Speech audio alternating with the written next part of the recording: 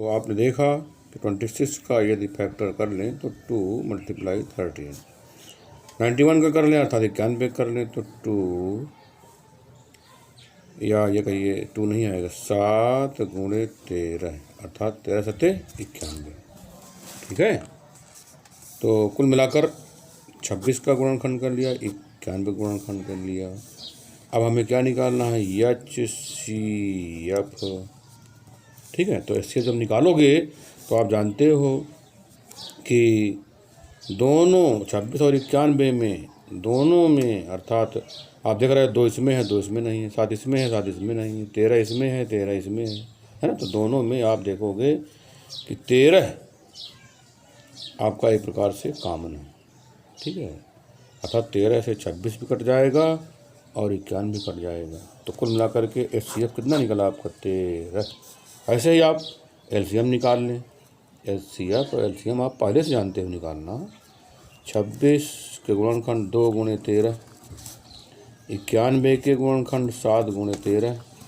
आप जानते हो कि ये जो हम कर रहे हैं गुणनखंड, ठीक है, ये आपको पहले से पता है। अब आप जानते हो कि जब हम लिखेंगे LCM में ये 13 दोनों में है, ये तो रहेगा ही, और इसके बाद 2 भी लिया जाएगा और 7 भी लिया जाएगा, है ना। 2 × 7, 13 2 बार, हमने 1 बार लिख दिया। तो चूँकि इसमें याद होगा आपको अंकगणित की आधारभूत प्रमेय का प्रयोग कर रहे हैं हम, ध्यान रहेगी।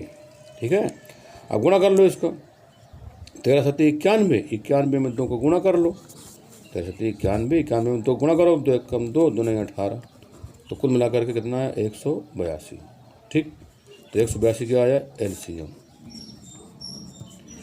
तो आपने HCF भी निकाल लिया और LCM भी निकाल लिया, है। HCF भी आ गया और LCM भी आ गया। ठीक है, अब क्या करेंगे आप देखेंगे, क्वेश्चन में लिखा गया है HCF और LCM ज्ञात कीजिए, तो हमने निकाल लिया। इसकी जांच कीजिए कि दोनों संख्याओं का गुणनफल बराबर HCF × LCM। तो याद होगा आपको, हमने ये फार्मूला बताया था कि पहली संख्या गुणे दूसरी संख्या, याद है, बराबर HCF × LCM, ये। ठीक है, अब आप चूँकि हमें जांच करनी है तो हम क्या करेंगे, पहली संख्या और दूसरी संख्या। पहली संख्या हमारी क्या है, आपकी 26 है, दूसरी क्या है, 91 है। हमने अभी HCF क्या निकाला, 13 निकाला, LCM क्या निकाला, 182 निकाला। अब 26 गुणा कहाँ करोगे आप, 91 में। तो जब 26 का गुणा 91 में कर लोगे तो इसको आप कर लीजिए, 91 × 26, है ना। 6 एकम 6, 6 नहीं है 54। ठीक है, 2 एकम 2, 2 नहीं है 18। तो 6 4 2 6, 8 5 13 और 1 हासिल, तो 2366। ठीक है, LCM को करोगे जब 13 × 182 गुणा कर लो, या 182 × 13 कर लो, जैसे तुमको आता हो। 13 दूनी 26, 13 8 आपको मालूम है, 13 सत्ते 91, 13 8 4, क्यों 13 8 4 हासिल 10, 13 एकम 13 और 10 23। ठीक है, हमको लगता है शायद गुणा करने में गलती हो गई। 13 सत्ते 91 और 13 8 104। तो 13 दूनी 26, 13 8 104 और 2 6, अच्छा नहीं जोड़ा हमने इसमें, और 13 एकम 13 और हासिल आपके 10, 2366। कुल मिलाकर 2366 आपको गुणा करना आना ही चाहिए। तो आपने देखा कि पहली संख्या हमारी, ठीक है, कितनी आई, 2366। पहली संख्या और दूसरी संख्या का जब गुणा कर दिया तो 2366 आया। HCF और LCM का गुणा कर दिया तो 2366 आया। तो आपने देख लिया ना कि पहली संख्या गुणे दूसरी संख्या बराबर HCF गुणे LCM। बोलिए, है कि नहीं। अब आपको शायद हमारी बात समझ में आ गया होगी, अर्थात दूसरे का फर्स्ट पार्ट आपको अच्छी प्रकार से आ गया होगा। तो हमने जांच भी कर लिया, ठीक है। जांच में हमने देखा कि पहली संख्या गुणे दूसरी संख्या बराबर HCF गुणे LCM, ठीक। इसी प्रकार second part, third part, fourth part और नहीं, इसमें कितने पार्ट हैं? 3 पार्ट है ना। तो देख लो आप किताब में, ये फर्स्ट पार्ट हो गया, सेकंड पार्ट और थर्ड पार्ट आपको करना है, ठीक। ये आपका होमवर्क है। अब अगला प्रश्न है क्वेश्चन नंबर 3, अभाज्य गुणनखंड विधि द्वारा निम्नलिखित पूर्णांकों के HCF और LCM ज्ञात कीजिए। तो तीसरे का फर्स्ट पार्ट, ये आपका होमवर्क है, अच्छा। अब तीसरे का फर्स्ट नंबर क्या है? क्वेश्चन देख लो फिर से एक बार। अभाज्य गुणनखंड विधि द्वारा निम्नलिखित पूर्णांकों के HCF और LCM ज्ञात कीजिए। फर्स्ट पार्ट में 12, 15, 21, तो ये हम बता दे रहे हैं। सेकंड आप करोगे, थर्ड आप करोगे, ठीक। ये आपके होमवर्क हैं, सेकंड और थर्ड। तो फर्स्ट पार्ट हम बता दे रहे हैं, फर्स्ट पार्ट में 12, 15, 21 है। तो 12, 15, 21, 12 गुणनखंड 2 दूनी 4 तिहाई 12, 15 कर लो, 3 गुणे 5, 21 कर लो, 3 गुणे 7, गुणनखंड हो गए कि नहीं हो गए? 3 गुणे 7, ठीक है। क्रम से लिखे ही हुए हैं आपके। तो आपको क्या निकालना है? HCF। तो HCF निकालने के लिए छोटी घात ली जाएगी, ये अर्थात 3 की घात 1 है, अर्थात 3, ठीक है। ये तो पता हो गया आपको।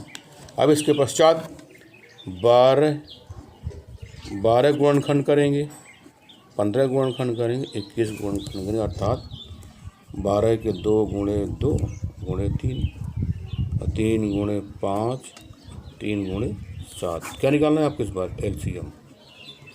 LCM निकाल लो। तो आप जानते हो ये लिए ही जाएगा और ये 2 भी रहेगा, 5 भी रहेगा, 7 भी रहेगा और 2 तो रहेगा ही। आपको गुणा कर लो, 7 दूनी 14, 14 पंचे 70, 70 दूनी 140, 140 का गुणा 3 में करोगे तो 420। तो कुल मिला करके HCF भी आ गया और LCM भी आ गया, निकाल लिया ना हमने। इसी प्रकार आपको दूसरे का सेकंड और थर्ड भी करना है, ये भी आपका होमवर्क है, ध्यान रहे आपका।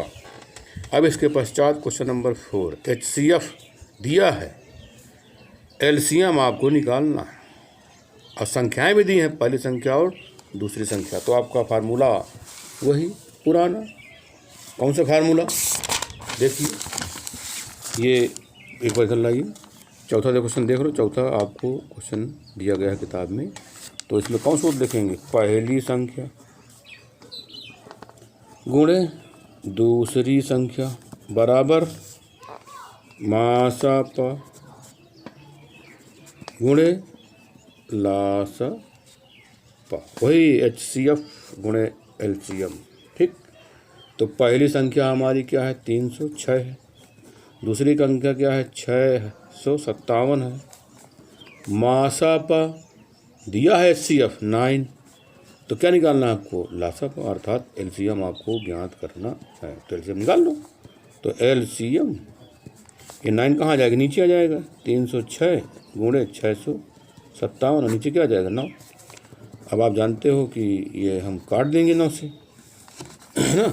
9 त्रिक 27, 3 आया, 3 का गुणा 36 हो गया, 9 चौक 36।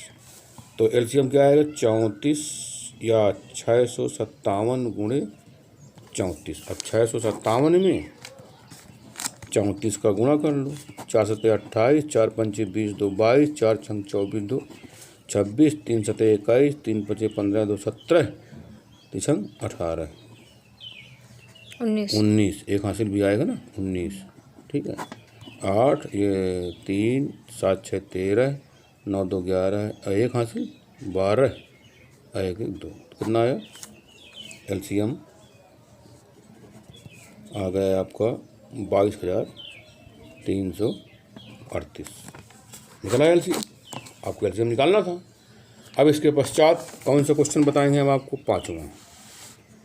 नहीं, 5वां को ऐसा करेंगे आप, सबसे अंत में बताएंगे। पर 6वां देखिए, 6वें में भी सब लोग ध्यान दे लें। इधर व्याख्या कीजिए दिया है, और ये धन 5 का भाज्य संख्याएँ क्यों हैं। तो आपके क्वेश्चन में क्वेश्चन नंबर 6 है, लिखा गया है 7 गुणे 11 गुणे 13 धन 13 लिखा हुआ है। तो हम क्या करेंगे, इसमें देख लो कितने पद हैं, 2 पद हैं, एक पद तो ये हो गया, एक पद ये हो गया। दोनों पदों में क्या कॉमन, 13, अर्थात दोनों पदों में 13 काम है, अर्थात दोनों पदों में 13 का भाग चला जाएगा। ठीक है, तो ये 13 कट जाएगा या 13 ही कट जाएगा, या 13 कॉमन ले लो। तो 7 गुणे 11 धन 1 तो आएगा, तो 13 11 सते 77 धन 1, तो 13 क्वेश्चन क्या आएगा 78, 77 में जोड़ दो 78 आ गया। अब आप बताइए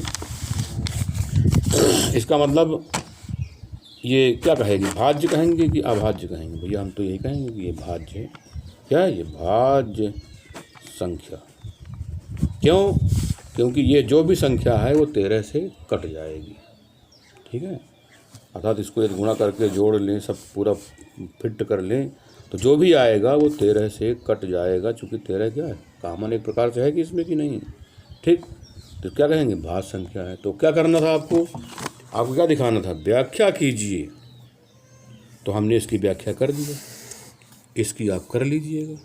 क्योंकि दोनों में आप देखोगे क्या कॉमन है, 5 कॉमन है। इसका मतलब जो कॉमन है इसका मतलब भाज्य है। ठीक है, अब क्वेश्चन नंबर कौन सा करेंगे आप, 7वां क्या है, सब लोग देख लें। किसी खेल के मैदान के चारों एक वृत्ताकार पथ है। इस मैदान का एक चक्कर लगाने में सोनिया को 18 मिनट लगते हैं, जबकि इसी मैदान का एक चक्कर लगाने में रवि को 12 मिनट लगते हैं। मान लीजिए वे दोनों एक ही स्थान और एक ही समय पर चलना प्रारंभ करके एक ही दिशा में चलते हैं। कितने समय बाद वे पुनः प्रारंभिक स्थान पर मिलेंगे। अर्थात आप 18 और 12 का एलसीएम निकाल लें। तो जब आप एलसीएम निकालोगे तो मुझको लगता है शायद 36 आएगा। इसको कर सकते हो, आप कर लीजिएगा। तो क्वेश्चन नंबर 7 आपका होम वर्क है। तो कुल मिलाकर के इस प्रश्नावली में केवल क्वेश्चन नंबर 5 बचा हुआ है। शेष प्रश्नावली में कुछ सवाल हमने बता दिए हैं, वो आपके क्लास वर्क हो गए, और जो हमने कहा इसको कर लीजिएगा उनको आप कर लीजिए, वो होमवर्क हो गए। इस प्रकार आज का कार्य समाप्त, और क्वेश्चन नंबर 5 हम आपको कल पढ़ाएंगे। ठीक, धन्यवाद।